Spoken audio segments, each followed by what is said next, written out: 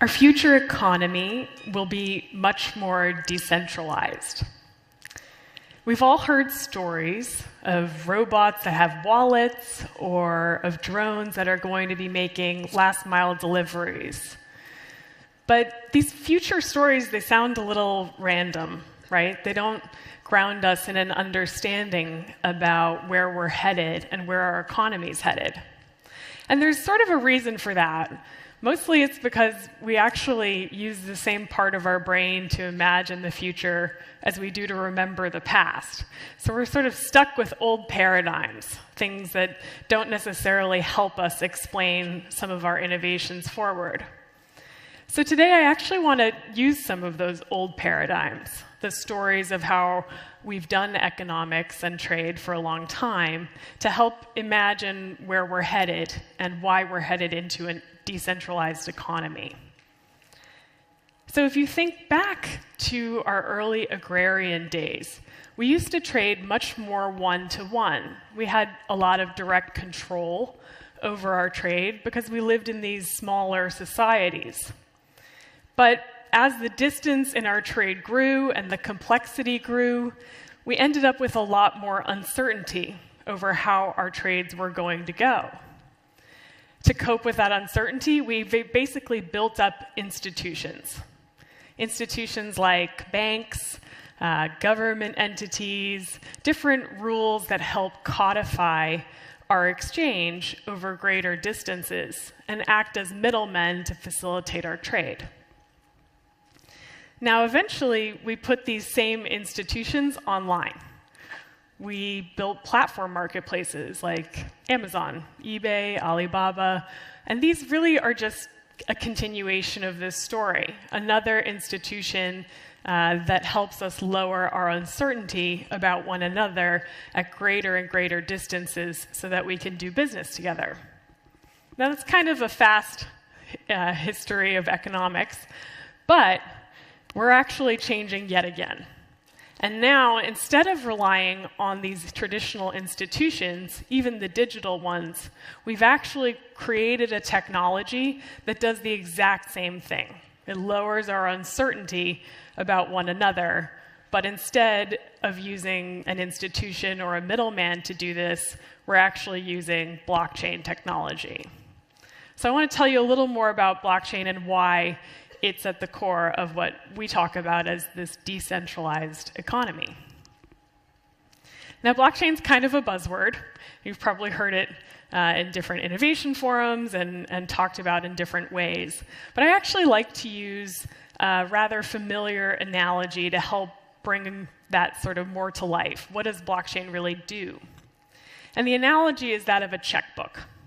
So when you go to write a check, which maybe you do today or you don't anymore, you are basically writing down the terms of a transaction, right? I'm going to pay you X dollars, and I sign it at the bottom with my name to authenticate it. And then eventually, your bank and my bank will use our routing numbers and the account numbers to execute that transaction. Now, over time, as you fill out all the checks in a checkbook, you end up with a bunch of different carbon copies left over. And this is essentially what we can call a block of data in a blockchain. A block really just represents a lump of different transactions that have happened over a period of time that are cryptographically linked to a set of previous transactions. And so they form a chain. Now, the main difference here, though, is that instead of using your bank and my bank to transact and execute our transactions, we're actually using a whole network of computers that are running the same software and coming to agreement around the transactions that happen. And so we've created a system to eliminate a middleman of sorts because there's no central administrator to this network. It's literally run by all of the participating nodes.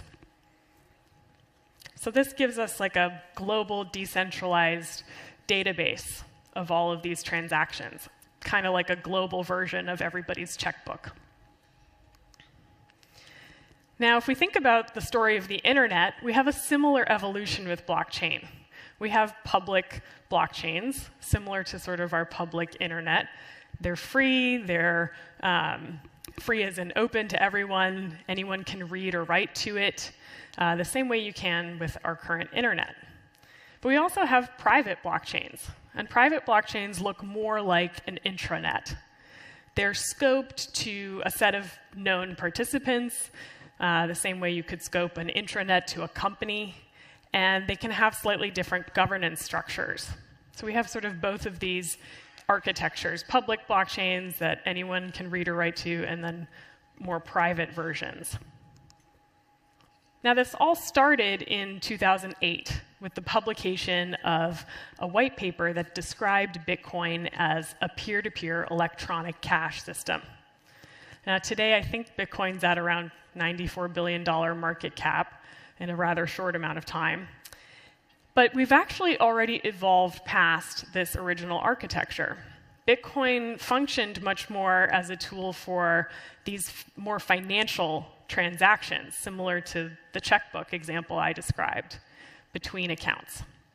But today, we've actually gone past that. We've created newer blockchains like the Ethereum network and others that actually generalize this infrastructure and allow us to do many kinds of transactions across this peer-to-peer set of intertwined computers. So today, we can actually think of modern-day blockchains as global decentralized virtual computers. So it's thinking of this architecture as one large computer that you can actually write applications to and have executed in this decentralized way without middlemen. So the technology stack for blockchains is not that dissimilar from our digital technologies today. We have core infrastructure. So for the internet, that's things like TCP/IP and SMTP, the protocols that define how our networks communicate. For blockchain, we have core protocols as well, those that define the Bitcoin network or the Ethereum network or others. We also have middleware, right? In our modern digital lives, that's things like APIs and libraries.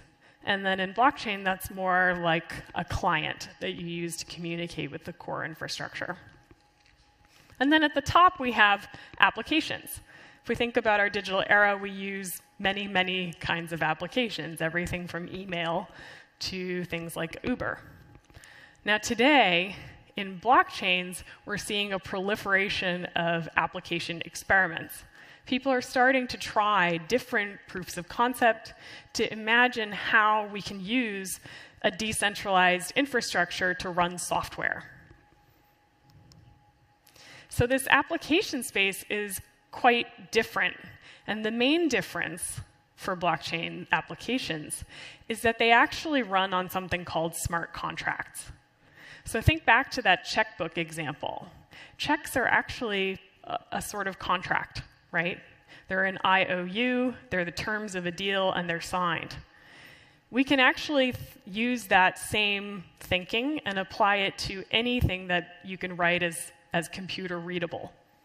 So any kind of terms, if this, then that you can write in code can get executed across this decentralized computer. This allows us to automate not only business logic, so the terms of our deal, but actually also governance. And it's an important step towards a decentralized economy. So this future might still sound rather abstract and strange or far off, but I wanted to actually take it a little bit further. When we think about all of these times that we've innovated in history to allow us to lower our uncertainty about one another, but expand the scope and scale of our trade, we've done this in different iterations. But we're still talking about sort of trade, right? We're talking about a buyer and a seller. Well, I want to take it one step further and have you think about what goes underneath our trade. What are the goods and products that we trade in general? And this is something people don't often think about, but basically everything we buy or use has a supply chain.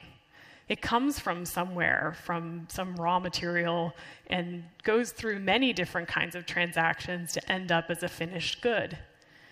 So when we talk about starting to decentralize the architecture by which we trade and transact, we can start to imagine more decentralized supply chains as well, because those are just a set of transactions that end up in a finished good. What this means is we need to actually go beyond thinking about trade to thinking about how we design, make, deliver, and even coordinate all of these products as they flow in our global trade. Now, don't get me wrong, our modern supply chains are innovating in lots of ways. We have many different kinds of sort of AI or intelligence at the top that are starting to help us make better decisions about forecasting on demand or even on the supply side. We're using a lot of these algorithms to just help make better decisions based on the information we have. We also have this sort of middle layer of much more connected devices, all of the things you've seen outside of this room that are getting embedded as sensors and connected devices or smart machines across our manufacturing, our production, our distribution, and logistics systems. So we're seeing machinery and devices give us a lot more real-time information and help us sort of understand what's happening with our products over time. But this bottom layer, this term that we use called maintaining network state, we've actually never really had this. And part of the reason is most of these systems, these intelligence systems, or even the devices we're using, they communicate with a set of specific enterprises. They're scoped to the firm or a business. They're not shared with everyone. And so what we're actually able to use blockchain to do is unlock this bottom layer, this idea of a network state, which you can think of as shared reality. How can we actually have a shared reality that we transact on and use all of this data and intelligence to actually make more informed choices and decisions? So blockchain is in some ways giving us autonomous network state, the ability to manage all that information and make choices on it by transacting it without middlemen. What autonomous network state gives us is something we at Animal Ventures call machine trust. So if you take this one step further, rather than just these innovations in the course of human history to improve how we trade at scale, we can also include how machines trade at scale. And that brings us back to this idea at the beginning of robots that have wallets, right? Robots you should think of as the next consumer class. And they actually need an infrastructure upon which to transact and trade and use data and all of these things. And so this is the role of network state, and it's part of what will take us forward to a decentralized economy. Now, people often ask us, how do we thrive in this new world? What's going to happen to humans in a decentralized economy? And we're very fortunate at Animal Ventures to get to talk to a lot of different luminaries. We've had conversations recently with people like Kevin Kelly, who was the founding editor of Wired magazine and recently wrote a book called The Inevitable, which I highly recommend, or General David Petraeus, who's been in the intelligence space for a very long time and is a 4-star general. And again, these different individuals have honed in on this idea that we actually need to learn how to learn. So we need to learn how to develop new paradigms and actually innovate faster. And then we also need to learn how to unlearn. We have to get rid of some of the old assumptions we've had about our trade, but also about just how we do business together. So I always like to bring up Leonardo da Vinci, who I think actually really embodies this future. He was the epitome of a combination of artist and scientist.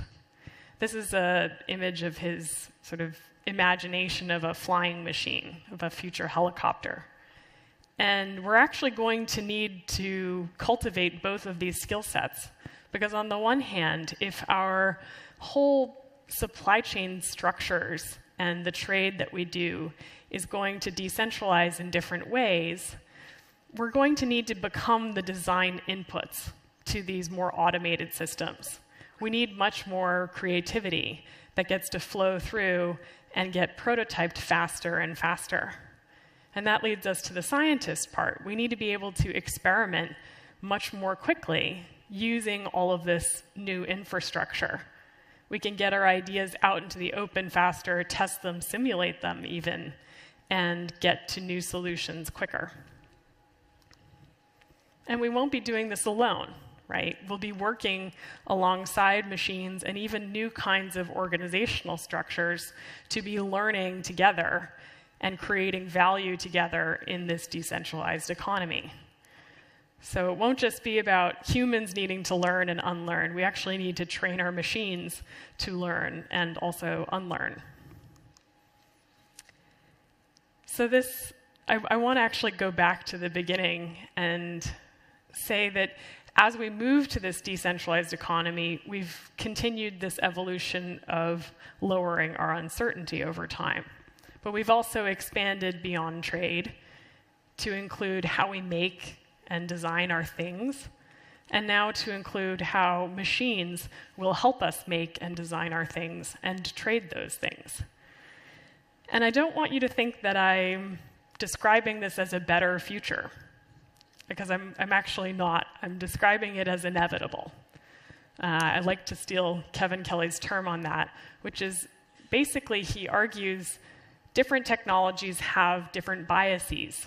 And a lot of the technologies we have today are in fact biased toward decentralization, which means even if we don't think it's a better future, it may in fact just be inevitable that we start to unwind a lot of these older paradigms of trade or of how we get things done and do business.